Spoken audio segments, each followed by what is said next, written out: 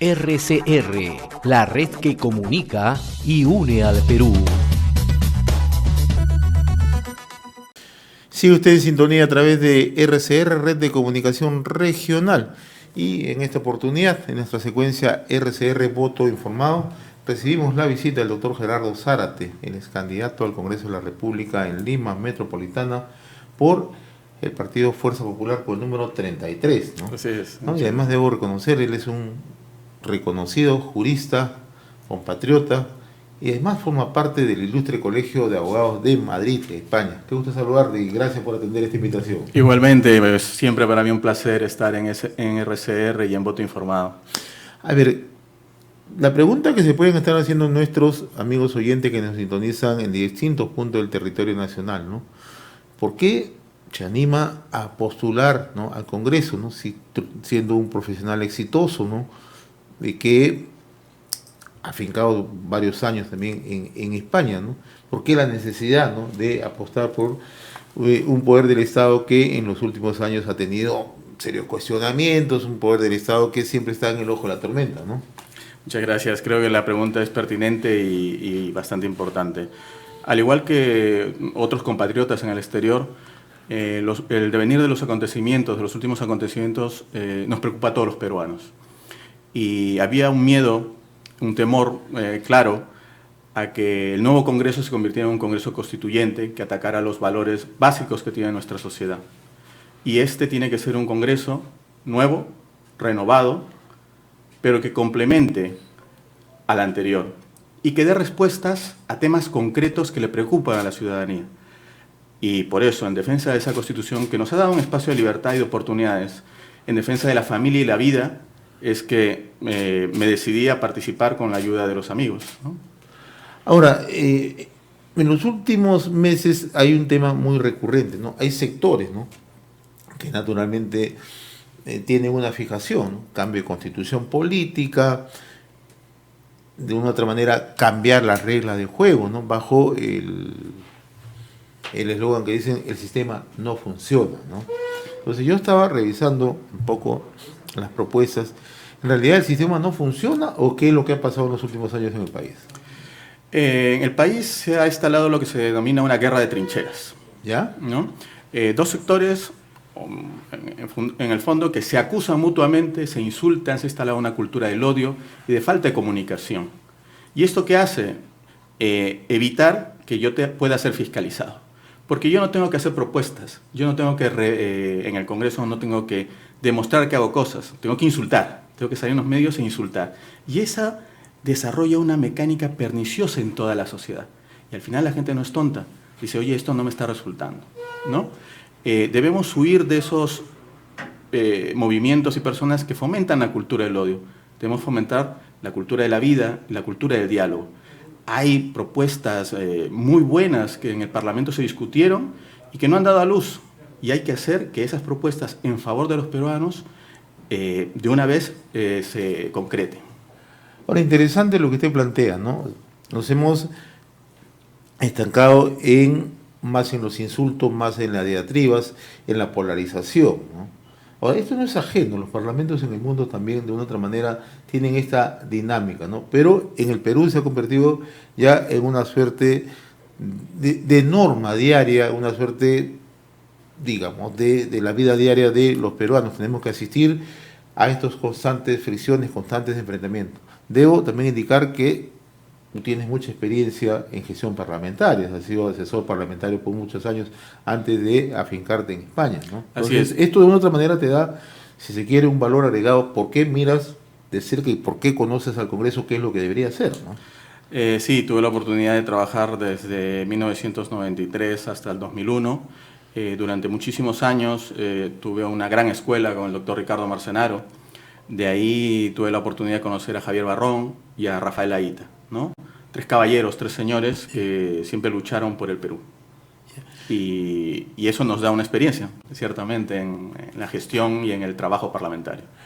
Ahora, tú también formas parte de prestigiados bufetes de abogados en España. Tienes mucha experiencia en el ámbito laboral, ¿no?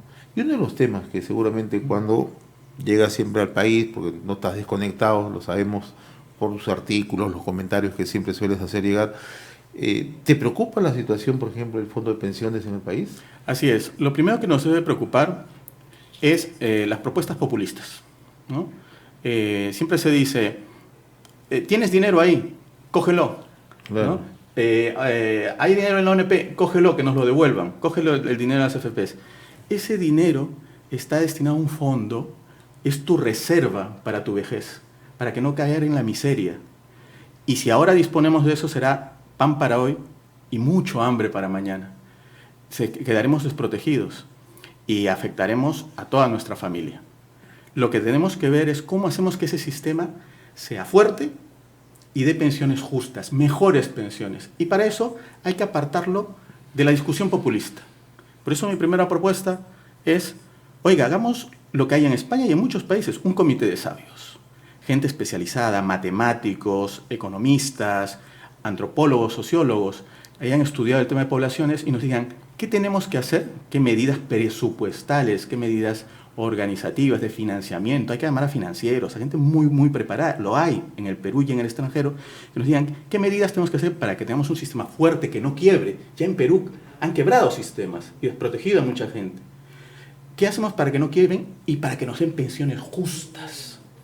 Y esto va también unido a otra propuesta que tengo que no debe escapar. Que seamos técnicos no significa que la gente que ha trabajado y aportado toda su vida no tenga derecho a una pensión mínima digna, que, y esto lo someto a estudio, se someterá a estudio, no debería ser menor al 90% del salario mínimo interprofesional, para todos.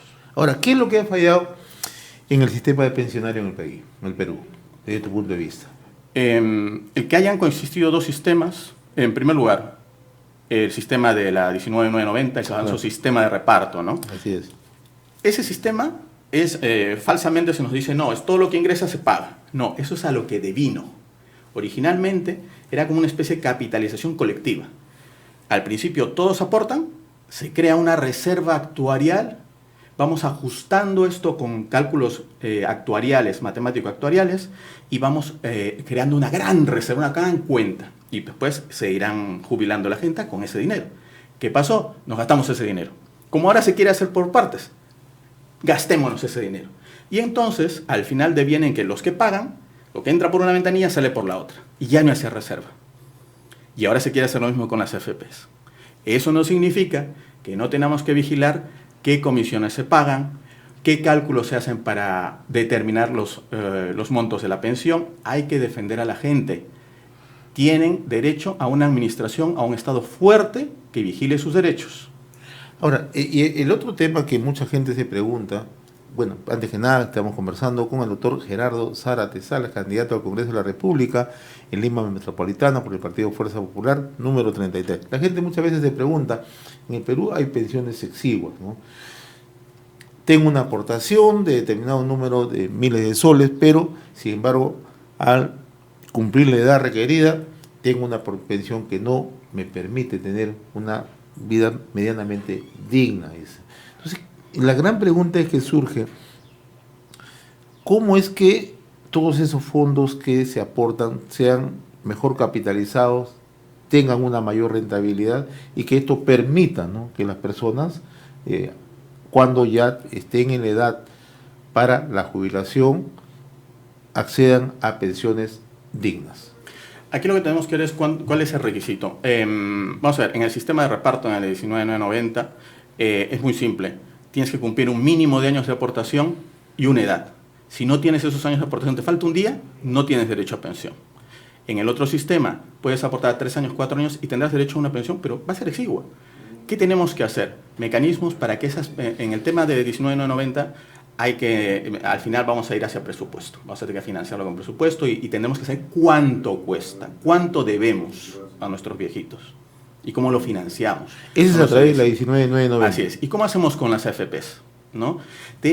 Hay un gran problema que va unido al tema de pensiones y es el trabajo.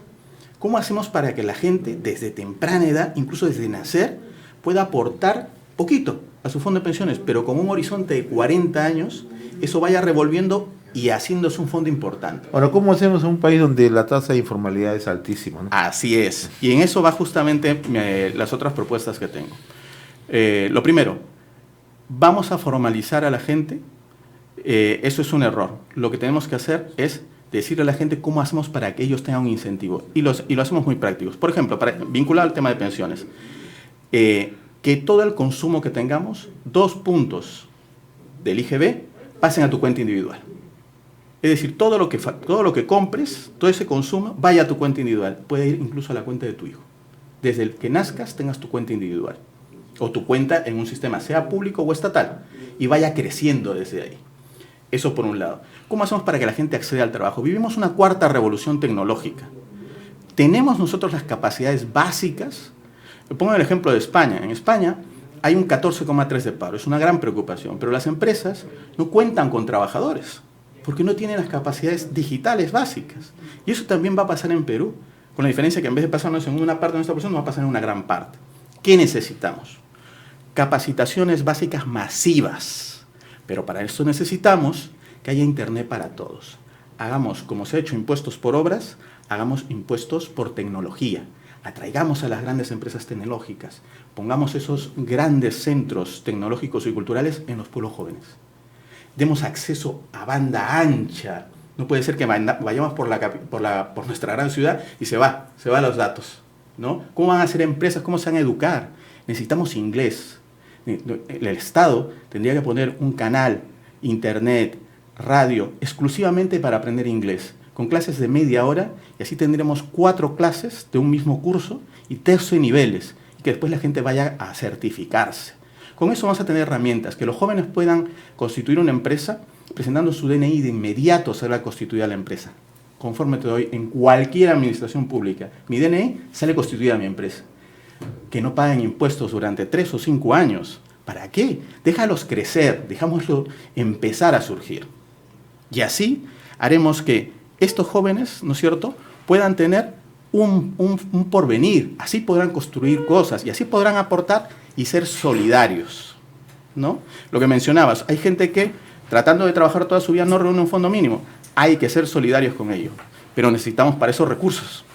Sí, bien, debo comentar que ya se suma también a nuestra mesa de conducción Carlos Cabrera. Buen día, Carlos. Buenos días, Gerardo. Bueno, estamos, como comentamos con un candidato ayer que nos visitó también, le decimos que, ya arrancamos con fuerza la campaña, pero arrancamos ya en la recta final, ¿no? Prácticamente es un comienzo y un fin, ¿no? Tenemos que menos de 10 días, ¿no? Porque ya después vienen las normas que prohíben todo tipo de publicidad y de intervención de candidatos. Y uno de los temas que se ha venido hablando mucho y que en realidad se confronta con un tema también que a veces no está en la agenda, mejor dicho, en la agenda política que se está manejando ahora, ¿no? Es una agenda real que está caminando en paralelo a una agenda política. La agenda real, que está compuesta entonces por una serie de demandas sociales, de necesidades urgentes, ya sea en salud. Estamos viendo las larguísimas colas últimamente en todos los colegios en el interior del país para obtener una vacante para sus hijos, ¿no? Y no es que, como dicen las autoridades educativas, pero si ahí tenemos los colegios que están abriendo las puertas y en suficiente cantidad para los niños, ¿no? Los padres de familias en su propia selección, ¿no? Y no todos los colegios, según lo que establecen los padres de familia, están aptos entonces para que o reconocen algunas ventajas en otras instituciones y están en cola algunos hace una semana, están durmiendo en las veredas de los colegios para poder obtener una vacante, ¿no? Igualmente se ve en los hospitales. Y si nos vamos a otro rubro de la actividad, estamos viendo también, por ejemplo, en el tema del transporte público, ¿no? Y este tema que se ha generado con algunos conatos de violencia es el tema, por ejemplo, de el transporte público, pero visto desde la necesidad de un gran sector de la población por tomar un servicio informal. Y ese servicio informal básicamente está compuesto por jóvenes que no tienen alternativa muchas veces de obtener un empleo formal. El crecimiento del país no da para la creación de esos empleos formales que en este momento necesitan, porque se necesita un ritmo de 300.000 empleos en el Perú con un crecimiento mínimo de 5%. Entonces la pregunta que quería hacerte, Gerardo, es ¿qué alternativa podemos tener? ¿Ese es el máximo horizonte que podemos ofrecer a los jóvenes en términos de empleo? Gracias, Carlos. Precisamente a eso íbamos. Lo primero es, nuevamente, no entendemos cómo, habiendo pasado tantos años, todavía se pretenda decirle a la gente, oye, tú que no tienes capital, mayor capital, más que tu esfuerzo y tu trabajo, ¿no es cierto?, pásate a un sistema formalizado, burocrático, lleno de cargas, ¿no?, que tú no puedes administrar. Toda esa gente, como las que mencionas, del sector de colectiveros, definitivamente responden a una demanda, a un servicio que el Estado no da o que otras empresas no dan.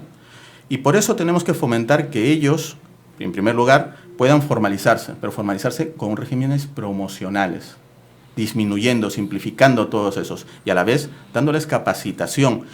Uno de ellos me comentaba, un dirigente de colectiveros, oye, lo que queremos nosotros es también tener la alternativa de poder profesionalizarlos. Muchos de ellos han estudiado carreras que no han podido culminarlas. Muchos de ellos quieren hacer también esas empresas y otras empresas.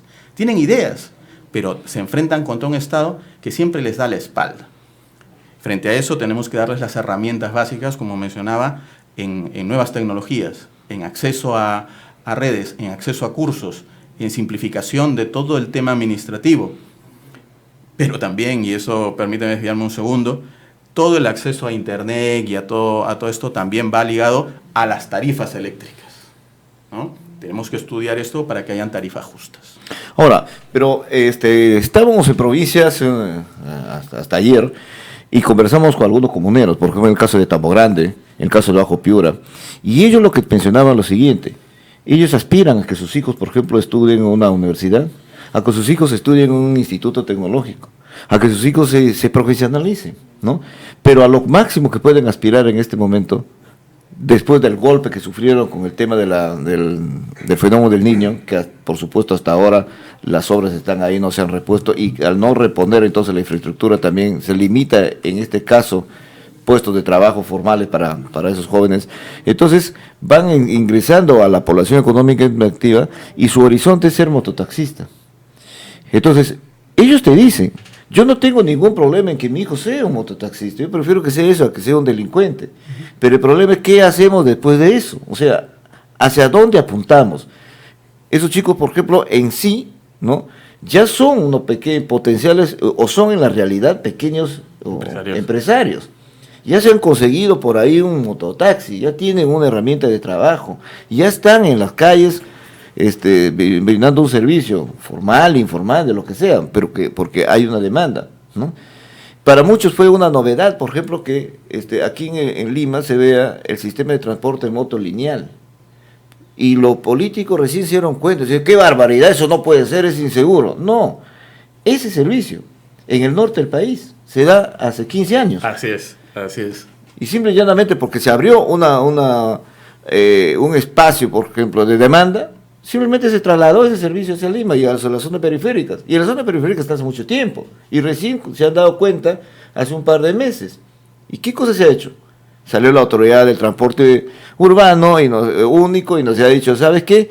No vamos a hablar con ellos, porque son informales. Entonces tienen que estar dentro de la ley. ¿Pero qué estamos haciendo por ponerlos dentro de la ley?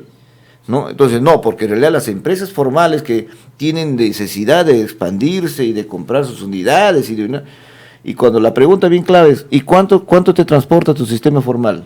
700,000 pasajeros. ¿Y cuánto es la demanda que hay allí? Más de 2,5 millones, ¿no?, que están al aire, que no tienen cómo transportarse. Y esos jóvenes entonces están incursionando porque no tienen otra actividad, no ven otro lugar, por ejemplo, estos miles de jóvenes que están allí. Entonces lo que nosotros decimos es, ¿qué hacemos entonces para que, a la vez que formalicemos este transporte, pero a esas personas que están en esa actividad, qué más le damos? O los dejamos, ya los formalizamos, ya, a ver señor, usted tiene 20 años, ya los próximos 40 años sea pues mototaxista o colectivero, ¿no? ¿Qué hacemos con ellos? ¿Qué horizonte le damos? ¿A dónde miramos? ¿Y qué es lo que vamos a hacer, por ejemplo, para que a la vez que se abra un proceso de formalización de este tema, a la vez también los potenciemos como, no micro, pequeños empresarios, sino como el empresario del futuro? Así es. El Estado tiene que ser un promotor y ayudar a la gente. El Estado canalizar también todas las iniciativas privadas. nuestro pueblo no es nuestro enemigo, somos nosotros mismos. Entonces, ¿cómo hacemos para atraerlos? Y aquí básicamente van por darles herramientas. Hay 2 universidades de las más prestigiosas en España, dentro de todas las que hay. Una es la UNED y otra es la UOC, donde yo imparto clases. Ambas son universidades en línea, digitales, ¿no? Y hay muchos cursos de capacitación digitales. Entonces, démosles herramientas para que se puedan capacitar. Financiamiento, para atraer grandes fondos de inversiones, ¿no? Y también estos fondos pueden dar lo que se llama los apadrinamientos a pequeños proyectos empresariales, ¿no? Démosles esas oportunidades. Para que necesitan capacidades básicas, tanto digitales como también gerenciales. Para ese rol promotor está el Estado, no para perseguir, está para aliarnos. Y esa misma gente, que mucha gente se queja de tal, pueden ser grandes aliados en la lucha contra el crimen. Porque tienes ahí todo un montón de gente, ¿no?, organizada, que sabe dónde están, qué cosas pasan en sus barrios y que pueden dar alertas tempranas. Esta gente tiene que ponerse de acuerdo con la policía y en determinado momento con el ejército. La gran pregunta es, ¿tenemos las herramientas legales para hacer esto o tenemos que crearlas? ¿Y qué podemos hacer, por ejemplo, eventualmente desde el Congreso? Desde el Congreso tenemos que dar, como he dicho, fortalecer. He visto que ha salido un decreto de urgencia creando una autoridad en el tema de transformación digital. Si uno ve la conformación, se extraña a la policía y el ejército, a las Fuerzas Armadas. Esto en Chile no es así. Chile nos lleva una delantera. En todos los países se integra. Ahora estamos viendo lo de Estados Unidos e Irán. ¿Cuáles son las medidas que teme Estados Unidos? Entre comillas, es un gran país, es la primera potencia militar del mundo. ¿Qué es lo que teme? El hackeo. ¿Qué herramientas tienen los países? Los ataques informáticos, ¿no? ¿Qué tenemos nosotros en esa materia? ¿Cómo nos estamos fortaleciendo? ¿No? Tenemos que fortalecer, crear una autoridad que informe al Congreso y que dé medidas concretas de capacitación concreto para toda la gente. Pero aquí vamos a otro asunto. Por ejemplo, en un momento determinado se hizo y se puso como una política de Estado el tema de la carrera magisterial, que estuvo muy bien, se avanzó bien en ese tema. Después obviamente se desandó un poco por temas estrictamente de carácter político durante el gobierno de Antomala y PPK, que estaba interesado en otras cosas menos en políticas nacionales, y sobrevivimos y sobrevino una crisis. Pero sin embargo, el hecho mismo que escuchamos hablar a muchos decir, pero hay que capacitarlos, ¿no?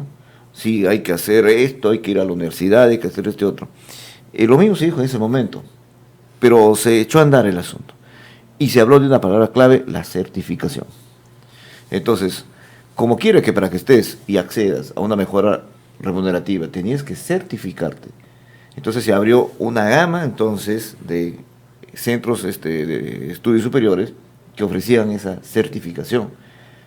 Pero ¿quién controlaba la calidad de esa certificación? O sea, ¿en cuánto ha mejorado realmente la educación con esa certificación? Y vemos que no mejoró mucho, porque si nosotros vamos a los planes de desarrollo concertados de las provincias, los cuales hemos estado revisando en muchas partes del país, no, sencillamente los niveles que se están alcanzando en comprensión lectora y matemática son bastante mínimos o en algunos casos ha empeorado. Entonces quiere decir, bien por la carrera magisterial, bien por el reconocimiento, ¿no?, para mejorar la situación y el estatus de los maestros, ¿no? Pero eso, ¿quién está fiscalizando que esa certificación exactamente responda a la necesidad de una mejora en la calidad, por ejemplo, del producto que se entrega a la comunidad? Así es. El rol en el Congreso en ese aspecto es fundamental, ¿no? Tenemos que fiscalizar resultados concretos. Y por eso hablábamos en un principio de la famosa guerra de trincheras, ¿no? Todos nos insultamos y tal, pero ¿cuáles son los principales problemas de la gente? Seguridad, educación, salud, trabajo. Y no nos ocupamos de eso. Oiga, en educación, ¿cuáles son los niveles que tenemos actualmente en Perú? ¿Cuáles son los niveles de países similares? ¿Cuáles son los niveles de países que aspiramos a ser? ¿No? ¿Cuáles son los niveles en Portugal, en España? Niveles que, digamos, son relativamente accesibles con una política agresiva. Y se pueden hacer. Hay mecanismos para que se pueda ver y evaluar cómo hacer eso. Y reducir nuestra currícula a estos aspectos que tú has dicho son fundamentales.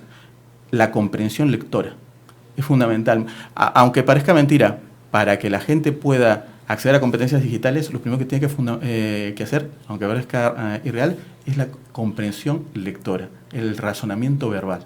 Pero muchas veces los jóvenes, cuando tú hablas con ellos, parece que no les interesa ese punto, porque es un poco, no, pero ya están leyendo esas cosas, no, todo está en la red, o sea, confunden habilidad con conocimiento.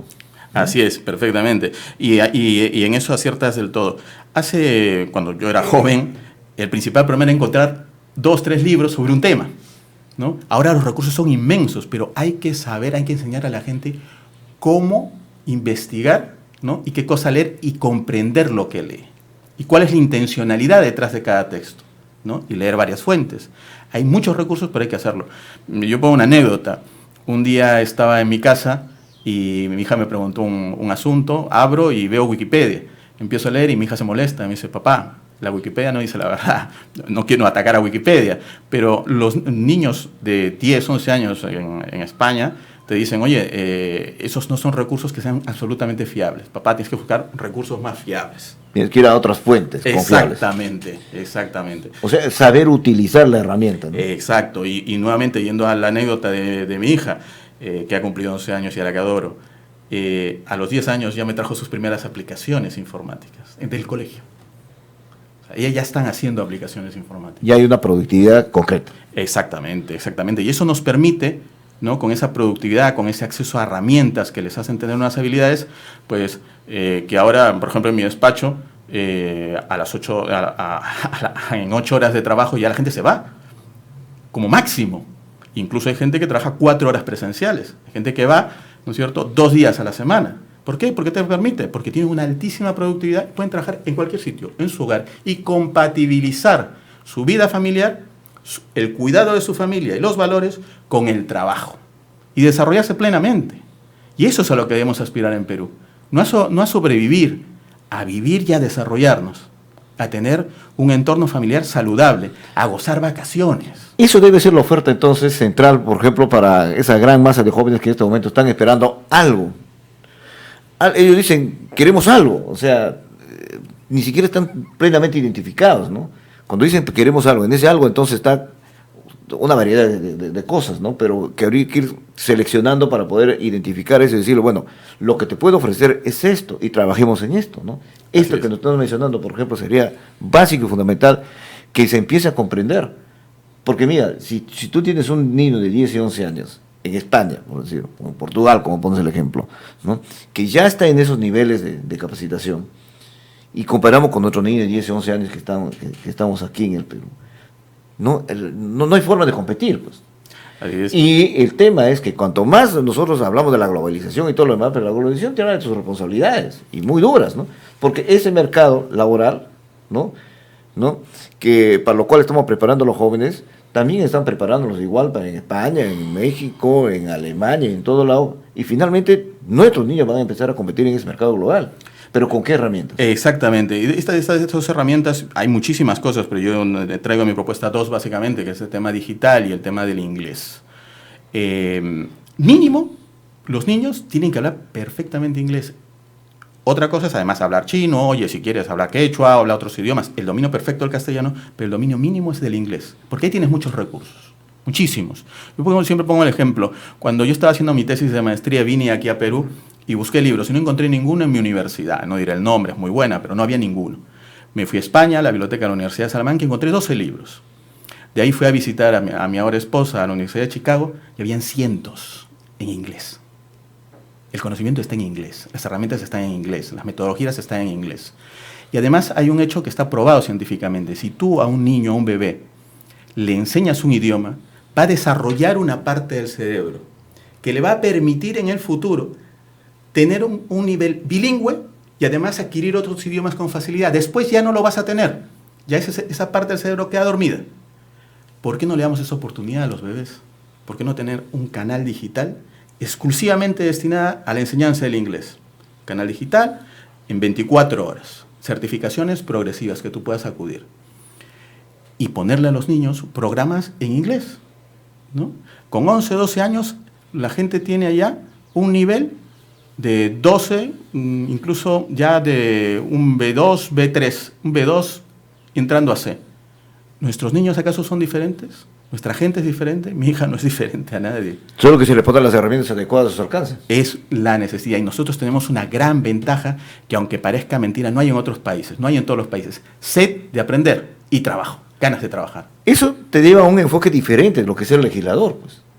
No estamos pensando, o sea, no estar pensando solamente, por ejemplo, en las cuestiones tradicionales y las discusiones que nosotros estamos escuchando en este momento, que recién se empiezan a escuchar, por supuesto, ¿no? Concentrados en 2 o 3 temas, ¿no? Que son más de confrontación que de consenso, ¿no?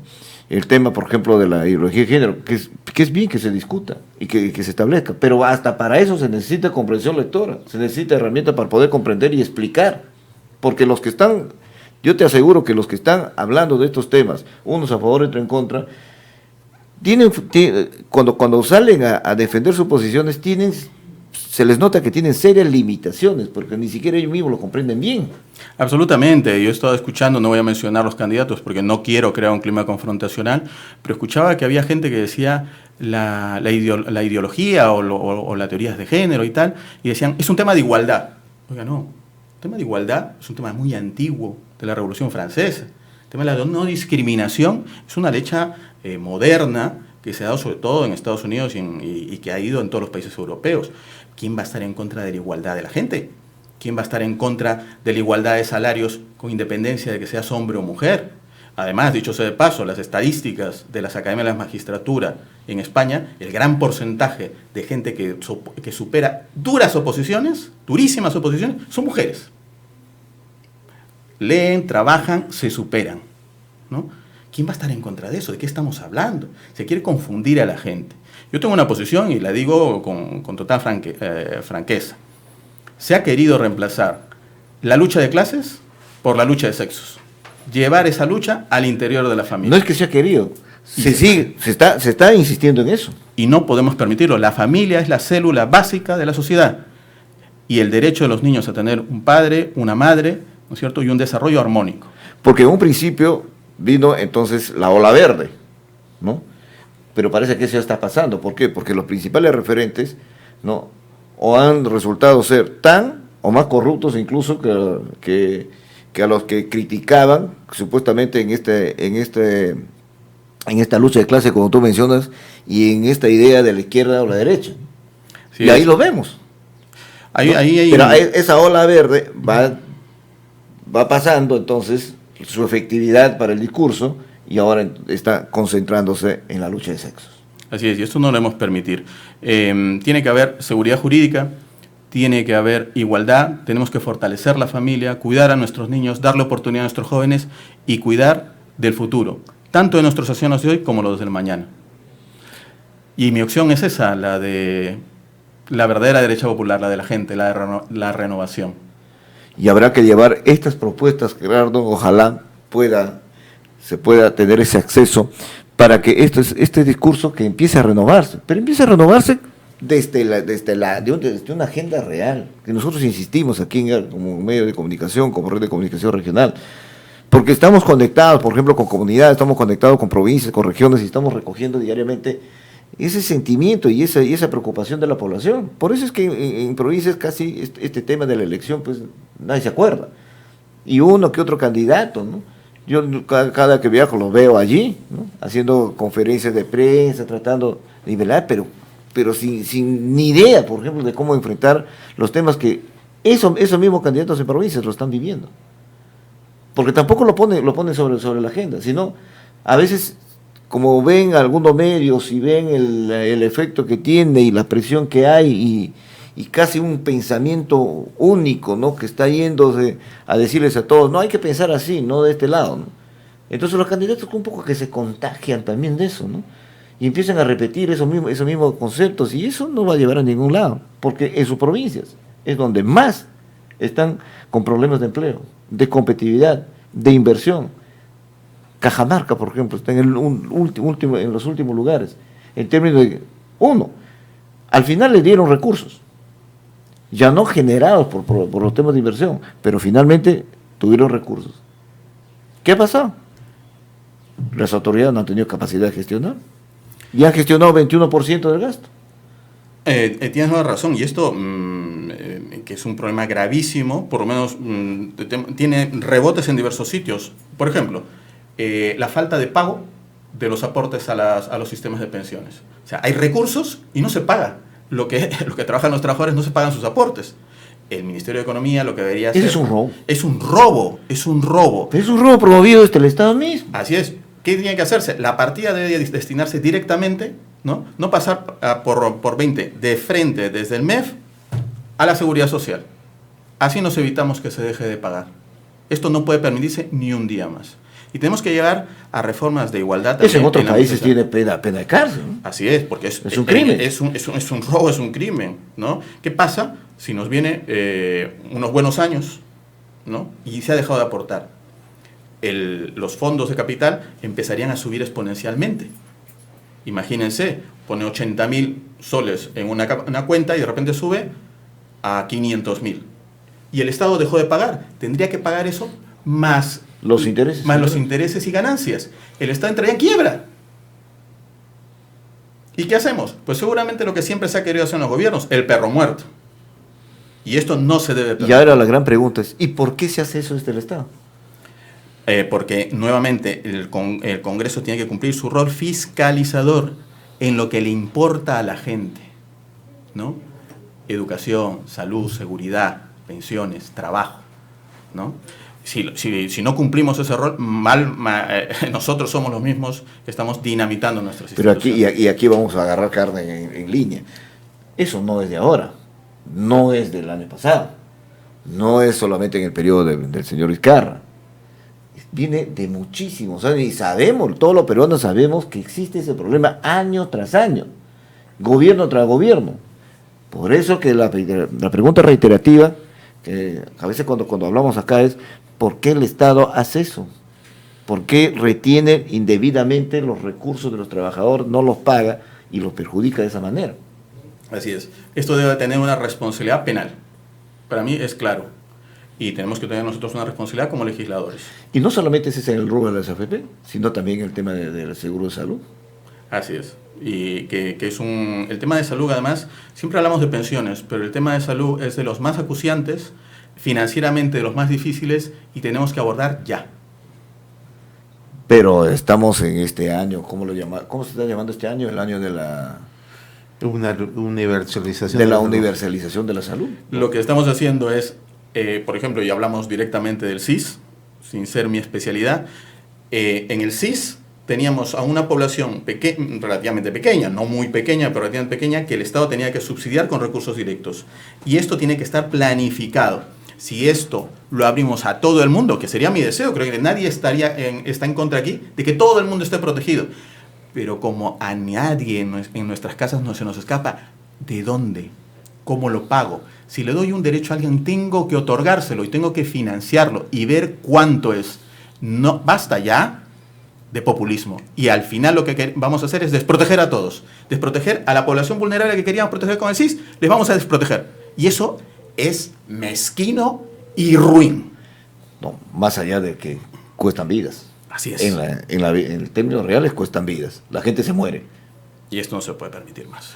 Muy bien, nosotros queremos agradecer al doctor Gerardo Zárate Salas, candidato al Congreso de la República Lima Metropolitana por el Partido Fuerza Popular con número 33. Muy agradecido. Gracias a vosotros, como siempre.